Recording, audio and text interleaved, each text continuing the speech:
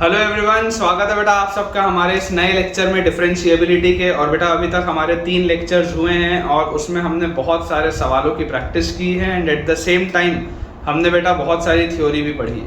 तो आज के लेक्चर में थ्योरेटिकल एस्पेक्ट तो होगा ही, लेकिन सवालों की प्रैक्टिस रुकेगी नहीं।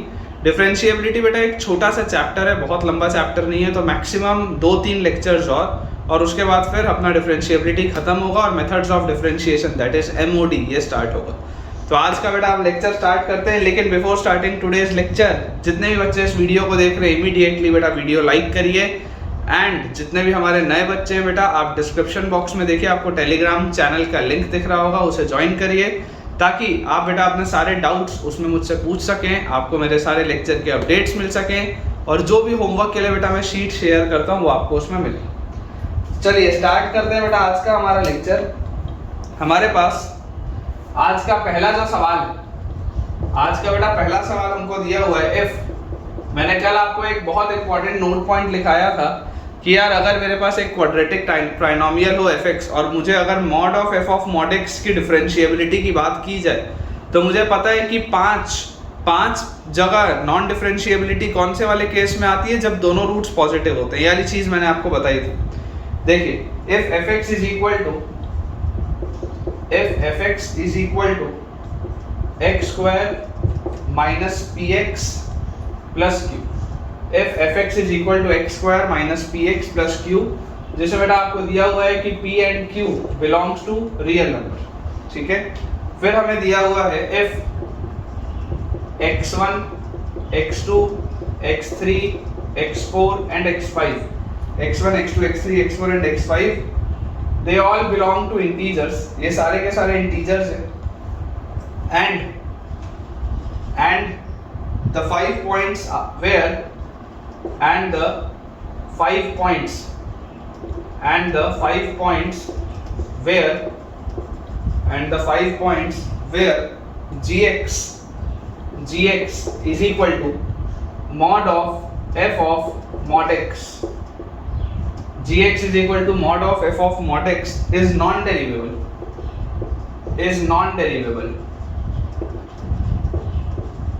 and हमारे पास बेटा दिया हुआ है sigma i is equal to 1 से 5 mod of xi, इसकी वैल्यू बेटा दी हुई है 8। then p plus q is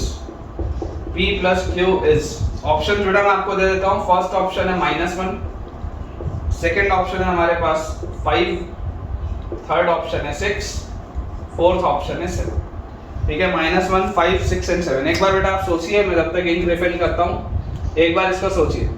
fx आपको एक बेटा क्वाड्रेटिक ट्राइनोमियल दिया हुआ है जिसमें कि आपको क्लियरली लिखा हुआ है कि p और q क्या है। p और q बेटा आपके पास रियल नंबर्स हैं।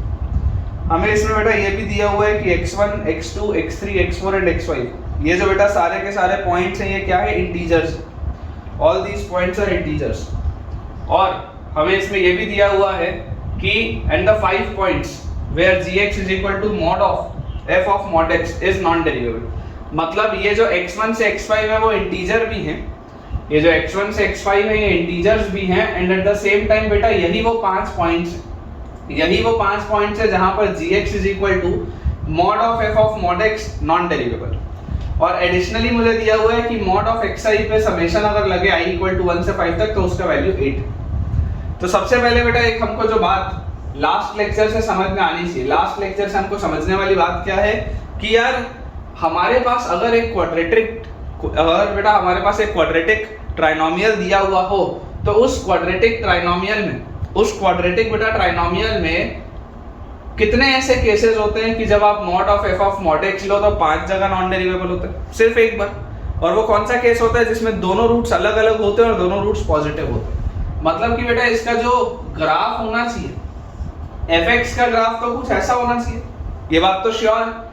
fx का ग्राफ तो कुछ ऐसा होना चाहिए, क्योंकि अगर ये बेटा आपके पास fx का ग्राफ होगा तभी आप बोलेंगे कि f ऑफ मॉड x का जो ग्राफ होगा f ऑफ मॉड x का, तो f ऑफ मॉड x का ग्राफ यहां से होगा बेटा ऐसा, ठीक है। ये आपके पास आएगा f ऑफ मॉड x का graph, this will be the graph of f of mod x। ये जो मैंने बनाया, अब ये fx का ग्राफ नहीं है, अब ये ग्राफ है f ऑफ mod x का ग्राफ। और अगर मुझे बेटा ये बोला जाए कि mod of f of mod x, अगर मुझे बोला जाए mod of f of mod x, तो मैं बोलूंगा कि अब मुझे इसको भी घुमा के ऊपर लेके जाना पड़ेगा, नीचे से इसको हटाना पड़ेगा यहाँ से, और यहाँ पर बेटा मुझे इसको घुमा के ऊपर लेके जाना पड़ेगा, यहाँ से इसको हटाना पड़ेगा। ये हमारे पास बेटा इसका ग्राफ है। This is the graph of mod of f of mod x। mod of f of mod x का बेटा ये ग्राफ है जो आपको दिया हुआ है। या आप इसको बोल सकते हैं कि ये आपका ग्राफ है gx फंक्शन का। gx यही था, mod of f of mod x, ये उसका मैंने ग्राफ बनाया। कितनी जगह देखो नॉन डेरिवेबल दिख रहा है, ये एक पॉइंट पे, ये दूसरा पॉइंट पे, ये तीसरा पॉइंट जो कि x इक्वल टू 0 पर है, ये चौथा पॉइंट और ये पांचवा पॉइंट। और इसमें बेटा मैंने आपको बताया था कि अगर ये इसका रूट होता है, अगर ये इसका रूट होता है अल्फा, ये इसका रूट होता है बीटा, अगर इसका बेटा एक रूट अल्फा है एक रूट बीटा है, तो 100% ये वाला पॉइंट माइनस अल्फा होगा, ये वाला पॉइंट माइनस बीटा होगा, और ये तो ओरिजिन पर, ये आपके पास x इक्वल टू 0 वाली लाइन पर। तो जो 5 रूट्स थे, जो 5 जगह नॉन डेरिवेबल था, वो था minus beta, minus alpha, 0, alpha and beta. ये वो 5 जगह होते हैं जहां पर आपका ये वाला ग्राफ क्या होता है, नॉन डेरिवेबल होता है। इसको आप x1 से x5 भी लिख सकते हो, एक ही बात। तो बेसिकली gx अगर ये आ गया नॉन डेरिवेबल हो गया, अब बेटा आपको बोला जा रहा है कि देखो यहाँ पर क्या है, mod of xi। mod of xi मतलब क्या है, mod x1 plus mod x2 plus mod x3 plus mod x4 plus mod x5। यही तो बोला जा रहा है, mod x1 mod x2 mod x3 mod x4 mod x5। इसका वैल्यू आपको दिया हुआ है 8। अब देखो एक तो इनमें से अल्फा, एक अल्फा है एक बीटा है। अल्फा बीटा अगर पॉजिटिव है, मान लो ये अल्फा है ये बीटा है, इसको मान लो 0।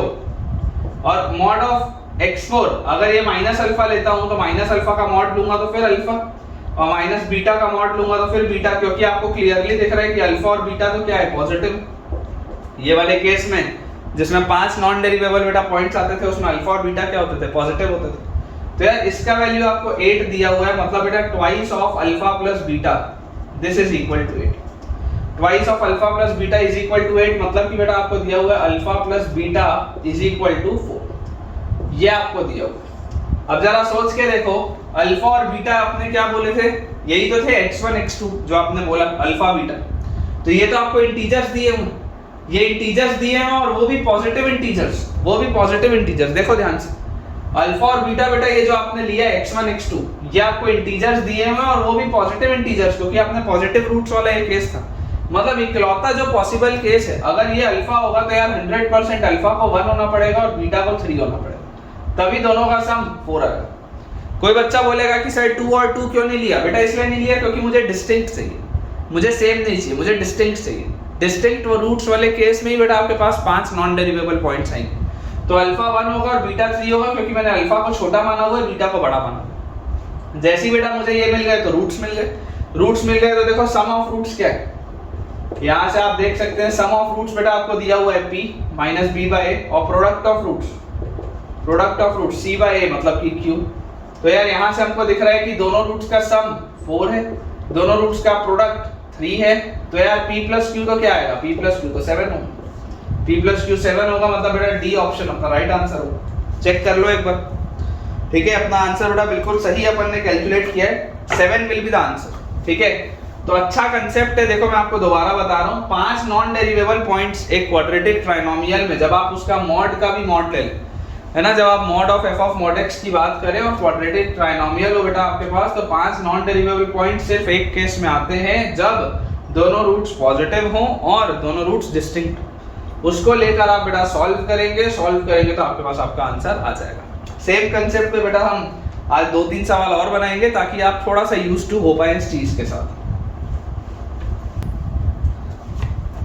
देखिए बेटा हमारे पास हमारा जो अगला सवाल है, अगला सवाल भी सेम कंसेप्ट पर बेस्ड है। क्वेश्चन हमको दिया हुआ है, find the set of values of a, find the set of values of a, find the set of values of a for which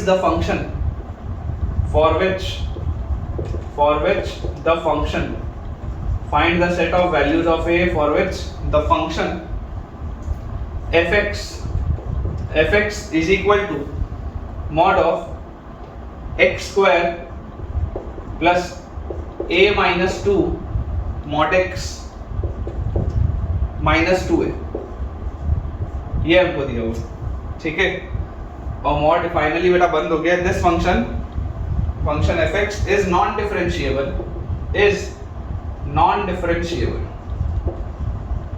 this is non-differentiable at 5 points, ये हमारे पास बेटा सवाल है at 5 points, ठीक है। ये आपको बेटा क्वेश्चन दिया हुआ है, आपको a का वैल्यू सेट बताना है, set of values of a for which the function fx is equal to mod of x square plus a minus 2 mod x minus 2a का whole mod is non differentiable at 5 points. देखिए same concept है बेटा, application समझिए, same concept है, ध्यान से देखेंगे। और अगर आप में से कोई इसको बनाना चाहे तो बना भी सकता है, कोई दिक्कत की बात नहीं। देखिए हमारे पास लिखा हुआ है यार fx, थोड़ा सा ठीक से लिखते, दोबारा से एक बार लिखते हैं। fx is equal to mod of, क्या लिखा है, क्या मैं x स्क्वायर को मॉड x का स्क्वायर लिख सकता हूँ, ऐसा लिख सकता हूँ, कोई बात नहीं, plus a minus 2 mod x लिख सकते हैं और माइनस 2 ऐसा लिख सकते हैं। सोच कर अगर बेटा मैं fx को ये लिखता हूं तो यार ये बेसिकली if gx फंक्शन को बेटा मैं लिखूं, if gx फंक्शन को मैं लिखूं x square plus a minus 2x minus 2। अगर मान लो मैं ये एक बोलता हूं कि ये कोई gx फंक्शन, मैं अगर आपको बेटा बोलता हूं कि ये कोई gx फंक्शन है x square plus a minus 2x minus 2, let us suppose this is a function gx, तो यार बेसिकली fx लिखा क्या है, fx लिखा हुआ है mod of g of mod x, यही तो लिखा हुआ है mod of g of mod x, क्योंकि देखो आप g of mod x करोगे तो mod x का square plus a minus 2 into mod x minus 2 है और पूरे का mod लगा दोगे तो ये बन जाएगा। तो fx तो यही लिखा हुआ है mod of g of mod x।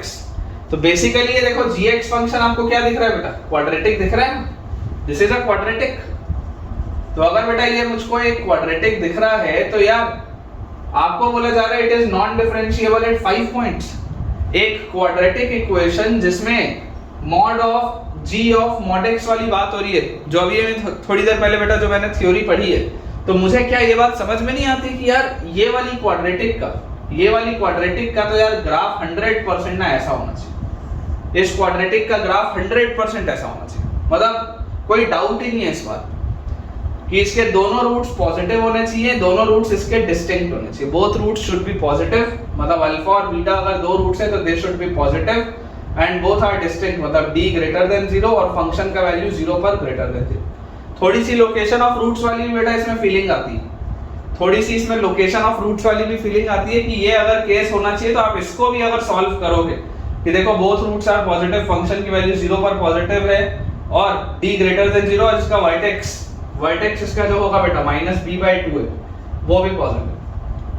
अगर आप ये वाली चीजों को सॉल्व करेंगे तो आपके पास लोकेशन ऑफ रूट्स की फीलिंग आती है जो क्लास 11th में क्वाड्रेटिक में बेटा पढ़ाया जाता है। लेकिन हम इसको और स्मार्टली कर सकते हैं, आप इसको भी सॉल्व अगर करेंगे तो a का वैल्यू सेट आ जाएगा, उसमें कोई दिक्कत नहीं है ना। आप इसको अगर इस केस को सॉल्व करेंगे तो वैल्यूज ऑफ a निकल आएगा, उसमें कोई इशू नहीं। लेकिन मैं आपको बोलता हूँ जरा सोच के देखो यार, ये तो इक्वेशन मुझे ऐसा दिख रहा है कि फैक्टराइज हो रहा है, ये इक्वेशन मुझे फैक्टराइज होता हुआ दिख रहा है। क्यों? क्योंकि ये देखो दो वैल्यूज का डिफरेंस अंदर लिखा हुआ है, उन दोनों का प्रोडक्ट यहाँ लिखा हुआ है। इसको एक्सपैंड करो, देखो क्या लिखा है gx लिखा है बेटा x square plus ax minus 2x minus 2, यही तो लिखा हुआ। सोचो पहले वाले दोनों टर्म्स में से x कॉमन अंदर आया x प्लस a, बाद वाले दोनों टर्म्स में से माइनस 2 कॉमन अंदर आया x प्लस a, यार ये तो x minus 2 into x plus a लिखा हुआ है, ये तो x minus 2 into x plus a लिखा हुआ है, x minus 2 into x plus a लिखा हुआ है। इसका मतलब एक रूट तो 2 आ गया, 2 तो पॉजिटिव रूट है, एक रूट तो 2 आ गया, 2 तो पॉजिटिव रूट है। और यहाँ से दूसरा रूट क्या आएगा, दूसरा रूट आएगा माइनस ए, दूसरा रूट आएगा माइनस ए, तो बेटा माइनस ए को भी 100% पॉजिटिव होना पड़ेगा, इसमें कोई डाउट नहीं। माइनस ए को अगर 100% पॉजिटिव होना पड़ेगा और माइनस ए बेटा कभी भी 2 नहीं हो सकता, माइनस ए का वैल्यू कभी भी 2 नहीं हो सकता। अदरवाइज अगर माइनस ए का वैल्यू 2 हुआ तो दोनों रूट सेम हो जाएंगे। मुझे दोनों रूट डिस्टिंक्ट चाहिए, मुझे दोनों के दोनों रूट डिस्टिंक्ट चाहिए। एक 2 आ गया, दूसरा रूट आ रहा है माइनस ए, दोनों रूट पॉजिटिव होने चाहिए थे, इसलिए माइनस ए भी पॉजिटिव होना चाहिए, मतलब कि ए नेगेटिव होना चाहिए। और a का वैल्यू -2 के बराबर नहीं होना चाहिए। a नेगेटिव होना चाहिए और a का वैल्यू -2 के बराबर नहीं होना चाहिए, मतलब वैल्यूज ऑफ a क्या होंगी बेटा? a बिलोंग्स टू -इंफिनिटी से 0 एक्सेप्ट -2 कर्ली ब्रैकेट। -इंफिनिटी से 0 आप सारी वैल्यूज ले सकते हैं एक्सेप्ट -2, या आप इसको बेटा लिखने के लिए ऐसा भी लिख सकते हैं, और a बिलोंग्स टू -इंफिनिटी से -2 यूनियन -2 से 0, -इंफिनिटी से -2 यूनियन -2 से 0। तो हमने इसमें सिर्फ और सिर्फ -2 वाला पॉइंट छोड़ा, ठीक है। एक बार अपना आंसर बेटा अपन टैली कर लेते हैं। हमारे पास आंसर दिया हुआ है -इंफिनिटी ओपन से 0 ओपन एक्सेप्ट -2, बिल्कुल सही है बेटा, -इंफिनिटी ओपन से 0 ओपन एक्सेप्ट -2। तो ये भी बेटा देखो सेम कंसेप्ट का सवाल था, बिल्कुल सेम कंसेप्ट का सवाल था। अब मुझे लगता है कि यार तुमको थोड़ा बहुत ये वाला चीज समझ में आ रहा होगा, ठीक है। ये कंसेप्ट आपको बेटा पर्टिकुलरली कैसा लगा मुझे आप जरूर बताइएगा कमेंट्स में। देखिए बेटा अगला सवाल हमारे पास है, बहुत ही सरल सवाल है, बहुत ही इजी सा ये क्वेश्चन है। क्वेश्चन हमको दिया हुआ है, let y is equal to fx is equal to x square minus 4x plus 3, y is equal to fx is equal to x square minus 4x plus 3। बहुत इजी सा point है, मतलब आप ओरली इसको बता सकते हो। नंबर ऑफ पॉइंट्स अगर आपको थ्योरी ना पता हो तो आपको तकलीफ आएगी, अदरवाइज तो इसको आप ओरली कर सकते हैं। Number of points where the graph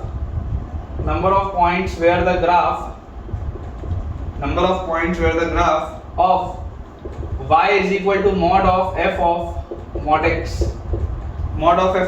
is non-differentiable is। अब ये आप ओरली कर सकते हैं। देखो आपको क्वाड्रेटिक दिख रहा है, इसके रूट्स क्या है देखो, x - 1 और x - 3 फैक्टराइज होगा, x square - x - 3x - 4x + 3।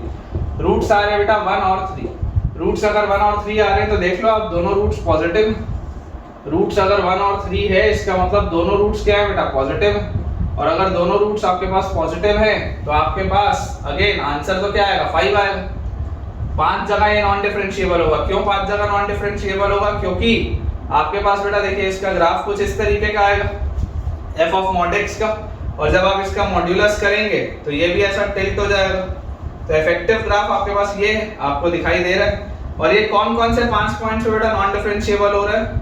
ये 5 पॉइंट्स है -3, -1, 1, 3 एंड तीसरा बेटा आपके पास 5वां पॉइंट है 0। ये आपके पास ये 5 पॉइंट्स हैं यहाँ पे ये नॉन डिफरेंशिएबिलिटी आ रही।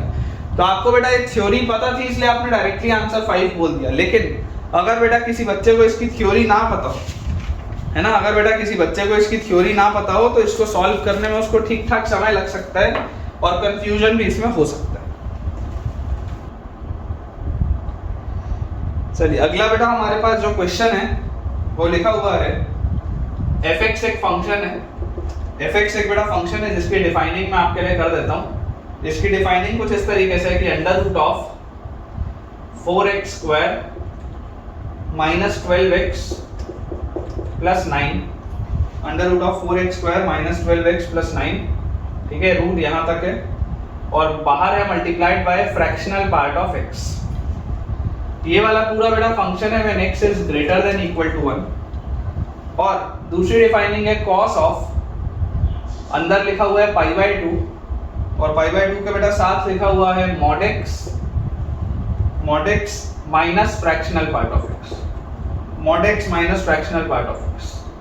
ये हमारे पास बेटा ये फंक्शन आपको दिया हुआ है और ये आपको बेटा दिया हुआ है when x is less than 1, x greater than equal to 1 और x लेस देन 1 के लिए बेटा फंक्शन डिफाइंड है। क्वेश्चन है चेक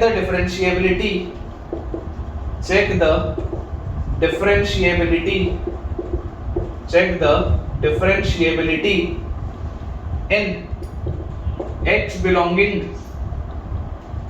-1 से लेकर 2। आपको बेटा -1 से लेकर 2 तक इसकी डिफरेंशिएबिलिटी चेक करनी है, ठीक है, -1 से लेकर 2 तक। तो हम बेटा क्या करेंगे, हम सबसे पहले इसको थोड़ा सा सॉल्व करते हैं ठीक से, है ना। ये हमको दिया हुआ है, यहाँ मैं लिख देता हूँ where this function is your fractional part function. ये हमको क्वेश्चन में दिया हुआ है this is your fractional part function, ठीक है। अब अगर बेटा हमको डिफरेंशिएबिलिटी इसमें चेक करनी है, सबसे पहले देखो थोड़ा सा इसको ठीक से अपन डिफाइन कर लो। fx को बेटा सबसे पहले थोड़ा सा ठीक से डिफाइन करने की कोशिश करते हैं कि fx दिया है। fx बेटा मेरे को दिया हुआ है जो मुझे समझ में आ रहा है, पहला वाला अगर देखूंगा 4x का स्क्वायर मतलब 2x का स्क्वायर, 2x का होल स्क्वायर, 9 मतलब 3 का स्क्वायर और माइनस 12x उसके बीच में लिखा है। यार ये तो मॉड ऑफ 2x माइनस 3 दिख रहा है क्या? देखो ध्यान से सोच के देखो, क्योंकि अंडर रूट के अंदर ये जो लिखा हुआ है ना, ये ऐसा लिखा हुआ है अंडर रूट के अंदर, बेसिकली ये लिखा हुआ है 2x माइनस 3 का होल स्क्वायर। सोच के देखो 4x स्क्वायर प्लस 9 और 2 into 2 4 into 3 माइनस 12x, वही तो लिखा है। तो अंडर रूट के अंदर अगर स्क्वायर लिखा हुआ है तो मॉड बन के बाहर आएगा, तो ये आ गया mod of 2x minus 3, mod of 2x minus 3, और उसके आगे बेटा बाहर लिखा हुआ है फ्रैक्शनल पार्ट ऑफ x। ये था when x is greater than equal to 1, और अंदर बेटा यहां पर देखो हमारे पास लिखा हुआ है cos of π/2 into mod x minus fractional part of x। फिलहाल अपन ने इसको ऐसा लिखा, ठीक है, when this is x less than, ये हमारे पास। अब अगर बेटा मुझे इसकी डिफाइनिंग करनी है, तो मैं आपको बोलता हूं कि यार सबसे पहले ना आप ऐसा करो, आप बेटा फ्रैक्शनल पार्ट ऑफ x को लिखो x माइनस ब्रैकेटेड x। आप फ्रैक्शनल पार्ट ऑफ x को लिखो x माइनस ब्रैकेटेड x, और उसके बाद आप इसको डिफाइन करना चालू करो। मतलब कि अगर बेटा मैं आपको ये बोलता हूं कि देखो आपको डिफाइन करना है -1 से लेकर 2 तक, आप इस फंक्शन को सबसे पहले डिफाइन करो -1 पर, फिर आप बेटा इसको डिफाइन करो -1 से लेकर 0 तक, फिर आप इसको डिफाइन करो 0 पर, फिर आप इसको बेटा डिफाइन करो 0 से लेकर 1 तक, फिर आप इसको 1 पर डिफाइन करो, और लास्ट बेटा आप इसको डिफाइन करो 1 से लेकर 2 तक, और लास्ट में 2 पर। तो ये -1 से लेकर 2 तक हर जगह मेरा फंक्शन डिफाइंड हो जाएगा, और उससे मुझे ग्राफ इसका बनाते बनेगा, और तब मैं इसको ढंग से बोल पाऊंगा। क्योंकि अभी बेटा ये जो सवाल दिख रहा है वो काफी कॉम्प्लेक्स नेचर का दिख रहा है, इसमें गलतियां हो सकती हैं। तो मैं आपको बेटा इसमें ये बोलता हूं कि यार, और यहाँ पर भी देखो मॉड्यूलस भी है, तो मॉड्यूलस भी बेटा अगर आप देखेंगे तो यार मॉड्यूलस चेंज किस में होता है? मॉड्यूलस यहाँ पर देखो चेंज हो रहा है 3/2 पर। आप अगर ध्यान से देखेंगे बेटा तो देखो मॉड्यूलस आपका चेंज हो रहा है 3/2 पर। तो अगर मॉड्यूलस यहाँ पर 3/2 पर चेंज हो रहा है, मतलब कि मुझे 3/2 को भी ध्यान में लेना पड़ेगा, नहीं तो गड़बड़ हो जाएगी। तो ये 1 तक आ गया, यहाँ पर मुझको बेटा लिखना पड़ेगा 1 से 3/2, फिर 3/2 पर, फिर 3/2 से 2, और लास्ट में 2। मुझे ऐसा करना पड़ेगा, मुझे ऐसा लगता है। एक बार करके देखते चलो। आप जब सबसे पहले बेटा -1 पर बात करोगे, -1 पर कौन सी ब्रांच चल रही होगी? ये वाली ब्रांच चल रही होगी, ठीक है। -1 पर फ्रैक्शनल पार्ट ऑफ x क्या आएगा? ये आ जाएगा -1, और -1 का ब्रैकेटेड -1, और ये इंटीजर वैल्यू है, इंटीजर वैल्यू पर फ्रैक्शनल पार्ट 0 होता है, ठीक है। -1 का मॉड, -1 का बेटा मॉड होता है 1, तो ये आ गया cos π/2, cos π/2 होता है 0। मतलब कि आपका जो fx है ना, fx आपका क्या है बेटा? यहाँ पे मैं fx लिखता हूँ, और ये इस तरीके से मैं इसकी ब्रांचेस बनाता हूँ, ये इस तरीके से बेटा इसकी अपन ब्रांचेस बनाते हैं। तो fx की वैल्यू तो यहाँ पर आ जा रही है 0 when x is equal to -1, ठीक है। -1 से 0 के बीच में, अगर बेटा मैं -1 से 0 के बीच में बात करूंगा तो -1 से 0 के बीच में ब्रैकेटेड फंक्शन क्या होगा? हमेशा -1 होगा। तो माइनस ऑफ -1 मतलब +1, मतलब फ्रैक्शनल पार्ट ऑफ फंक्शन जो आएगा वो आएगा x + 1। Fractional part of function जो आएगा ये आएगा x + 1। और -1 से 0 में देखो मॉड हमेशा कैसे खुलेगा? नेगेटिव बन के खुलेगा, तो ये खुलेगा -x। तो यहाँ पर देखो ये आपके पास है फ्रैक्शनल पार्ट ऑफ x, उसके आगे एक माइनस साइन है, तो ये ऐसा है, और इसके साथ मॉड आपका माइनस बन के खुल रहा है, मतलब ये -x। तो आपके पास बेसिकली लिखा क्या हुआ है? -2x - 1। आपके पास बेटा ये लिखा हुआ है -2x - 1, ये आपके पास लिखा हुआ है, ठीक है। तो यहाँ से बेटा अगर हम इसको देखेंगे तो cos ऑफ, ये लिखा हुआ है cos of π/2 multiplied by cos of π/2 multiplied by, ये क्या लिखा हुआ है? -2x - 1, -2x - 1, ये मेरे पास बेटा ये लिखा हुआ है। इसको मैं थोड़ा सा और सिंपलीफाई अगर करूं तो ये मेरे पास लिखा हुआ है माइनस, अगर मैं हटा दूं क्योंकि cos के अंदर माइनस साइन से फर्क नहीं पड़ता, तो इसको आप लिख सकते हैं 2x + 1, ठीक है, क्योंकि cos ऑफ -θ और cos θ सेम होता है। और इसको भी अगर आप थोड़ा सा बेटा सिंपलीफाई करेंगे तो π/2 × 2x ये आ जाएगा πx, और π/2 × 1 ये आ जाएगा π/2। तो ये आपके पास आ जाएगा cos ऑफ π/2 + πx। और cos of 90 plus theta, cos of 90 plus theta होता है बेटा sin थीटा, ठीक है, माइनस sin थीटा आएगा तो यहाँ पे आपके पास आ जाएगा माइनस sin पाई x, माइनस sin पाई x। ये आपने लिख लिया क्या, -1 से लेकर 0 तक। 0 पर क्या होगा देखो, अगेन 0 पर अगर आप देखोगे तो ये 0 हो जाएगा, ये 0 हो जाएगा, cos 0 1 होता है, 0 पर इसकी वैल्यू 1 आ रही है। 0 से 1 के बीच में, 0 से 1 के बीच में बेटा यही वाली प्रोफाइल चल रही है। 0 से 1 के बीच में आपके पास फ्रैक्शनल पार्ट ऑफ फंक्शन क्या आएगा, ब्रैकेटेड x आपके पास बेटा 0 आएगा, ब्रैकेटेड x 0 आएगा और ये x आएगा, मतलब 0 से 1 के बीच में ये तो फ्रैक्शनल पार्ट ऑफ x क्या लिखा होगा, x लिखा होगा। और ये भी 0 से 1 के बीच में ये भी क्या लिखा होगा बेटा, 0 से 1 के बीच में अगर आप देखोगे तो ये मॉड x हमेशा x होगा, तो यार ये तो x माइनस x है तो 0 लिखते हैं। cos ऑफ 0 अगेन 0 से 1 के बीच में भी 1 है, हमेशा 0 से 1 के बीच में भी 1 है। आप आराम से बेटा एक एक करके देखिए, मैं आपके सामने देखो कर रहा हूँ सारी चीज। 1 पर अगर बेटा आप देखोगे तो 1 पर अब ये वाली आपकी प्रोफाइल चल रही है, 1 पर ये प्रोफाइल नहीं है, 1 से छोटे तक ये था, 1 पर ये। 1 पर अगर आप देखोगे बेटा तो 1 का फ्रैक्शनल पार्ट क्या होता है, 1 का फ्रैक्शनल पार्ट तो हमेशा ही एक इंटीजर है तो 0 आएगा, तो ये 0 आएगा तो ये पूरी चीज हो गई 0 1 पे। 1 से लेकर 3/2 तक, 1 से लेकर 3/2 तक बेटा ये मॉड क्या खुलेगा, नेगेटिव बन के खुलेगा 1 से लेकर 3/2 तक। और देखो 1 से लेकर अगर आप बेटा 3/2 तक की बात कर रहे हैं तो ब्रैकेटेड हमेशा 1 होगा, तो ये तो लिखा हुआ है x माइनस 1 ये वाली चीज, और ये आपके पास लिखा होगा ये नेगेटिव बन के खुलेगा, मतलब this will B 3 - 2x, this will B 3 - 2x, ठीक है, क्योंकि 1 से 3/2 में ये नेगेटिव होगा, मॉड नेगेटिव बन के खुलेगा। तो हमारे पास ये लिखा हुआ है 3 - 2x multiplied by x minus 1। एक क्वाड्रेटिक है, एक क्वाड्रेटिक है जिसका लीडिंग कोफिशिएंट नेगेटिव है, मतलब ये माउथ ओपनिंग डाउनवर्ड्स पैराबोला होगा। 3/2 पर क्या हो रहा होगा बेटा, 3/2 पर अगर देखोगे तो ये 0 हो जाएगा, पूरी चीज 0। 3/2 से 2 तक, 3/2 से बेटा अगर मैं 2 तक की बात करूंगा तो हमेशा देख लो ये तो हमेशा ही 1 होगा, तो ये तो x माइनस 1 लिखा हुआ है, और मॉड अब पॉजिटिव हो जाएगा 3/2 से 2 के बीच में, तो ये आ जाएगा 2x माइनस 3। तो मेरे पास ये लिखा होगा बेटा 2x minus 3 into x minus 1, और लास्ट में बेटा अगर मैं 2 पर चेक करूंगा तो फ्रैक्शनल पार्ट 0 होगा, तो ये 0। ये बेटा मैंने काफी मेहनत करके और आपको समझा रहा हूं, इसलिए थोड़ा धीरे धीरे भी बोल रहा हूं, अदरवाइज ये जल्दी भी किया जा सकता था, मतलब मैक्सिमम 1 मिनट लगे इसको डिफाइन करने में, 1 मिनट, उससे ऊपर नहीं। अब जैसे बेटा ये डिफाइन हो गया, जैसे ये बेटा चीज डिफाइन हो गई, इसका ग्राफ देखो, इसका ग्राफ देखो, आपको ग्राफ कहां से कहां तक बनाना है, -1 से लेकर 2 तक आपको ग्राफ बनाना है। तो ये आपके पास पॉइंट आ गया -1 का, ठीक है, ये आ गया 0, ये आ गया बेटा आपके पास 1, और ये आ गया आपके पास 2, और इसके बीच में यहाँ पर बेटा कहीं पे आएगा 3/2, ये आपके पास आएगा। -1 से लेकर 2 तक बेटा मैं ग्राफ बना रहा हूँ, मुझे जरा सोच के बताओ -1 पर इसकी वैल्यू क्या है, -1 पर इसकी वैल्यू 0, -1 पर इसकी वैल्यू 0।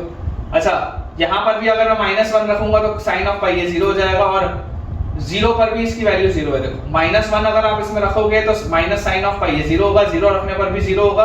और साइन फंक्शन, साइन फंक्शन तो बेटा कैसा होता है, इस तरीके का होता है साइन फंक्शन, साइन फंक्शन हमेशा इस तरीके का होता है, और उसके आगे एक माइनस साइन लगा हुआ। इसको एक बार अपन देख लेते हैं अपन ने ठीक लिखा है या नहीं।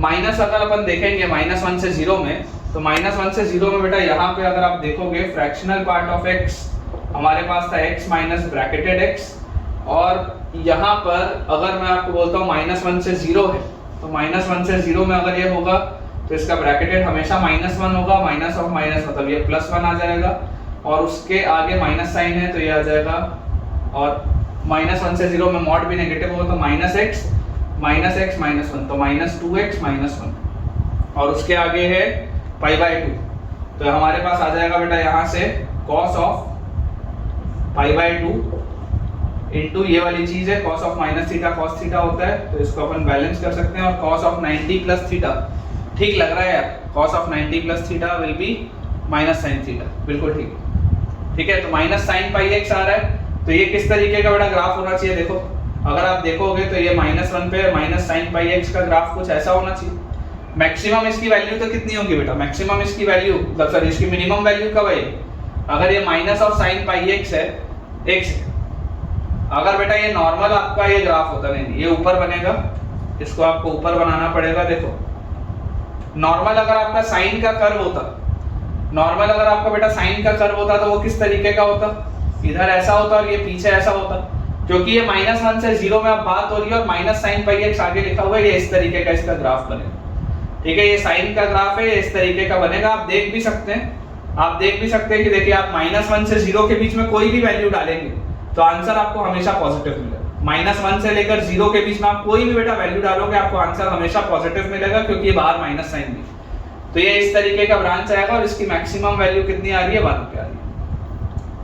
ठीक है, इसकी मैक्सिमम वैल्यू 1 आएगी व्हेन x, जब ये वाली चीज आप रखेंगे यहाँ पे हाफ, है ना। x की वैल्यू आप देखो -1/2 जैसी रखोगे माइनस बाहर चला जाएगा, sin π/2 1 आ जाएगा, ये -1/2 पे आएगा।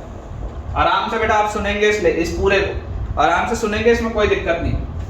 ठीक है, आराम से सुनेंगे आपको बेटा ये बनेगा, समझ में अच्छे से आएगा। आगे माइनस साइन है, नेगेटिव वाले में हमेशा पॉजिटिव वैल्यूज आएगा, साइन का कर्व बनेगा। 0 पर इसकी वैल्यू 1 है, 0 पर इसकी वैल्यू 1 है, मतलब यहाँ पर आएगा तो यहाँ पर आपके पास क्या हो जाएगा, हॉलो हो जाएगा बेटा, यहाँ पर आपके पास हॉलो हो जाएगा।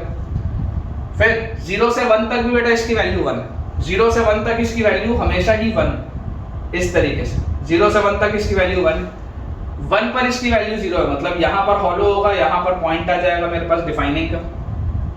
1 से लेकर 3/2 तक बेटा this is a mouth opening downwards parabola. Mouth opening downwards parabola, जरा सोच के देखो 1 पर इसकी वैल्यू क्या आती, 0 के पास आती इधर पे, और 3/2 पर भी इसकी वैल्यू क्या आती बेटा, 3/2 पर भी इसकी वैल्यू 0 के पास आती। और अगर बेटा आप इसको देखोगे माउथ ओपनिंग डाउनवर्ड्स की तरह हमको दिखाई दे रहा है, क्या इसकी मैक्सिमम वैल्यू कहां पर आएगी। देखो इसका अगर आप बेटा ग्राफ खींच के देखते 3 - 2x का और x - 1 का, तो आपको इसका ग्राफ कैसा दिखता। अगर हम इसका बेटा ग्राफ बनाते तो देखो आपके पास इसमें पॉइंट्स कहां पर आ रहे हैं, क्रिटिकल पॉइंट्स 1 पे और 3/2 पर आ रहे हैं। एक क्रिटिकल पॉइंट 1 पर है, एक क्रिटिकल पॉइंट 3/2 पर है, और इसका ग्राफ कुछ ऐसा बनता। ठीक है, इसका ग्राफ बेटा आपके पास कुछ इस तरीके का बनता। तो यार इनका बेटा जो आपको समझ में आता है कि इसका मैक्सिमम पॉइंट कहां पर आता, तो इसका मैक्सिमम पॉइंट बेटा अपने पास आता जब हम इसकी मिडिल वाली वैल्यू लेते। इसकी मिडिल वाली वैल्यू क्या होती, 1 + 3/2/2, मतलब किया जाता है 2 + 3 5/4 पे। 5/4 पे बेटा इसकी आती वैल्यू मैक्सिमम कितनी आएगी, एक बार देख लेते हैं। होगा तो कंटिन्यूअस ही, कितनी आएगी एक बार देखो, 3 - 2 × 5/4 और मल्टीप्लाइड बाय 5/4 - 1, तो यहाँ से 2 और ये 4 गया 2, तो 3 - 6 - 5 हाफ × 1/4 1/8 आ रही है यार इसकी वैल्यू। ठीक है, हाफ × 1/4 1/8 आ रही है इसकी वैल्यू, मतलब ये इस तरीके का आपके पास कुछ कर्व होगा। 3/2 पर इसकी वैल्यू क्या है, 0 है, तो यहाँ पर आ गया आपके पास क्लोज्ड। और उसके बाद 3/2 से लेकर 2 तक, again this is a mouth opening upwards parabola. इसके क्रिटिकल पॉइंट्स हैं 2/3, सॉरी इसके क्रिटिकल बेटा पॉइंट्स है 3/2 पर और 1 पर, लेकिन अब ये है माउथ ओपनिंग अपवर्ड्स पैराबोला। तो अब अगर ये माउथ ओपनिंग अपवर्ड्स पैराबोला है, मतलब ये इस तरीके का पैराबोला है। तो 3/2 से लेकर 2 तक अगर बेटा आप देखोगे तो ये तो इंक्रीज ही करेगा। 3/2 से लेकर 2 तक ये इंक्रीज ही करेगा। 3/2 पर इसकी वैल्यू 0 है, 2 पर इसकी क्या वैल्यू आएगी, 2 - 1 1, और 2 × 2 4 - 3 1, तो यार ये 1 तक इंक्रीज करेगा ऐसा। ठीक है, ये 1 तक ऐसे इंक्रीज करेगा। और 2 पर बेटा फाइनली देखो 2 पर इसकी वैल्यू 1 आ रही थी, 1 ले नहीं सकते, 2 पर इसकी वैल्यू आएगी 0, तो यहाँ पर ये आपका बेटा ग्राफ है। ठीक है, ये आपके पास आपका ग्राफ है। मैं एक बार ग्राफ चेक भी कर लेता हूँ, ठीक है, एरर ना हुआ हो, क्योंकि काफी अच्छा इसमें बेटा ये कंसेप्ट यूज हुआ है। मेरे हिसाब से तो यार ये बिल्कुल सही मुझे दिखाई दे रहा है। देखो ये वाला पॉइंट आपका -1 का पॉइंट है, -1 से 0 तक आपके पास ये sin ऑफ πx का आपके पास बेटा ग्राफ बना हुआ है, -sin πx का, और उसके बाद y = 1 वाली लाइन है। ठीक है, उसके बाद बेटा ये नीचे आपका फंक्शन डिफाइंड है 1 से लेकर 3/2 तक, और उसके बाद इधर आपका फंक्शन। ठीक है, ग्राफ अपन ने बेटा बिल्कुल सही बनाया है। बोला जा रहा है चेक द डिफरेंशिएबिलिटी इन -1 से लेकर 2 तक। तो डिफरेंशिएबिलिटी अगर बेटा आपको चेक करनी है तो सबसे पहले अगर मैं बाउंड्री पॉइंट देखूं तो बाउंड्री पॉइंट में -1 पर तो आपका फंक्शन एग्जिस्ट कर रहा है, ठीक है ना, डेरिवेबिलिटी इसकी एग्जिस्ट कर रही है, तो -1 सही है। ये यहाँ पर पूरा स्मूथ है, लेकिन 0 पर देखो फंक्शन डिसकंटिन्यूअस हो गया। Discontinuity implies non differentiability, discontinuity implies non differentiability, मतलब कि नॉन डिफरेंशिएबल तो हो गया ये कहां पर, x = 0 पर, क्योंकि यहाँ पर डिसकंटिन्यूटी आ रही। फिर देखो 0 से लेकर 1 तक सब ठीक था, लेकिन 1 पे फिर से डिसकंटिन्यूटी आई, x = 1 पर भी डिसकंटिन्यूअस है, मतलब कि नॉन डिफरेंशिएबल। फिर 1 से लेकर 3/2 तक ठीक है, 3/2 से लेकर 2 तक भी ठीक होता, लेकिन देखो 2 पर बेटा आपका प्रॉब्लम आ गई। 2 पर अलग चीज है और 2 माइनस पे डिसकंटिन्यूटी। 2 पर अगर डिसकंटिन्यूटी आ गई, क्लोज ब्रैकेट की बेटा बात हो रही है, मतलब कि ये 2 पर भी नॉन डिफरेंशिएबल होगा। 2 पर भी ये बेटा नॉन डिफरेंशिएबल होगा, तो आपके पास और इसके अलावा एक बेटा पॉइंट आपके पास और आएगा, यहाँ पर देखो शार्प कॉर्नर आ रहा है। यहाँ पर हर जगह आपका स्मूथ था कर्व, लेकिन 3/2 पर शार्प कॉर्नर है, तो 3/2 टोटल आपके पास बेटा जो पॉइंट्स आ गए इसके नॉन डिफरेंशिएबिलिटी के, वो कितने आ गए? 4। देयर आर बेटा 4 पॉइंट्स ऑफ नॉन डिफरेंशिएबिलिटी। अगर आप इसको चेक करेंगे कहाँ पे, -1 से लेकर 2 तक। 2 पर इसकी वैल्यू देखो कितनी है, 2 अगर आप रखोगे तो ये 0 हो जाएगा, 2 पर इसकी वैल्यू 0 है, और यहाँ पर अगर आप 2 रखेंगे तो इसकी वैल्यू आती है कितनी? 1। तो आप देख सकते हैं कि 2 पर भी ये फंक्शन आपका डिसकंटिन्यूअस है। बेटा मुझे उम्मीद है कि आपको यार ये वाला सवाल बहुत अच्छे से समझ में आया होगा। चलिए अगला सवाल देखते हैं बेटा। चलिए बेटा अगला अपन सवाल देखते हैं। पिछला सवाल बहुत ही बढ़िया सवाल था बेटा, अगर पसंद आया होगा तो यार जरूर मुझे कमेंट्स में आप बताइएगा कि आपको वो सवाल कैसा लगा। अगला बेटा हमारे पास क्वेश्चन लिखा हुआ है, late fx is equal to signum x. Let fx is equal to signum x and gx is equal to x into 1 minus x square. Gx is equal to x into 1 minus x square. Check the composite functions. Check the composite functions fog x मतलब कि f of gx and gof x मतलब कि g of fx, fog x and gof x for continuity and differentiability,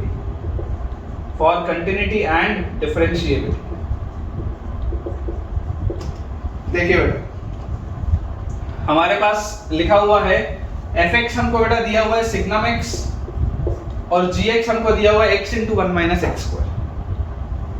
सबसे पहले हम बात करते हैं fog x की, f of gx क्या होगा बेटा, f में x की जगह आपको gx रखना है, x की जगह अगर आपको बेटा gx रखना है मतलब आप लिखेंगे सिग्नम ऑफ x की जगह gx, तो gx क्या है, x into 1 minus x square।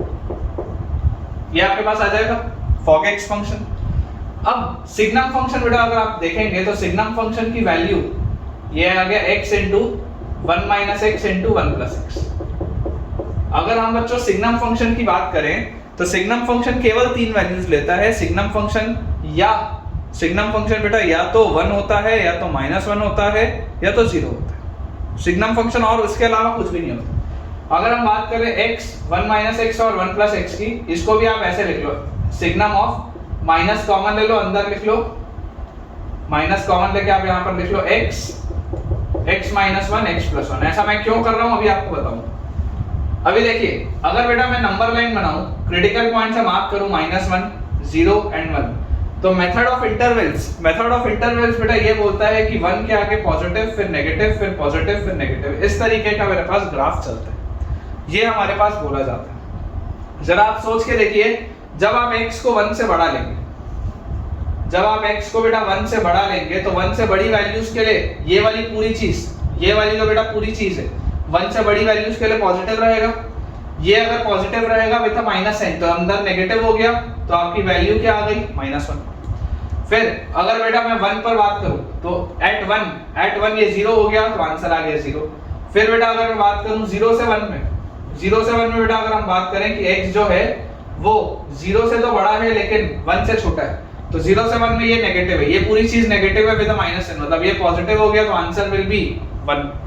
उसके बाद बेटा अगर हम 0 पर बात करें तो when x is equal to 0, तो x is equal to 0 पर भी ये पूरा 0 हो जाएगा। फिर अगर बेटा मैं बात करूं -1 से 0, -1 से लेकर 0 के बीच में, तो -1 से लेकर 0 के बीच में हमारे पास देख लो आप -1 से 0 में ये पूरा पॉजिटिव है विद माइनस साइन, तो नेगेटिव हो गया, तो -1।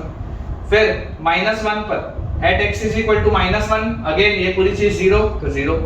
फिर -1 से छोटा when x is less than -1, तो ये नेगेटिव है पूरा विद माइनस साइन, मतलब पॉजिटिव, तो आंसर आ गया 1। तो अगर बेटा आप इसका ग्राफ देखोगे तो इसका आपको ग्राफ कैसा दिखेगा, मैं आपको इसका पहले ग्राफ बता देता हूं। Graph of fog x, f of gx का बेटा मैं आपको ग्राफ बता रहा हूं, ठीक है। fog x का मैं आपको बेटा ग्राफ बता रहा हूं। अगर हम fog x का इसमें ग्राफ देखें तो आपको नंबर लाइन में बेटा दिखेगा कि यार ये या तो -1 ले रहा है, या तो 0 ले रहा है, या तो 1 ले रहा है, जो कि ऑब्वियसली होना भी था।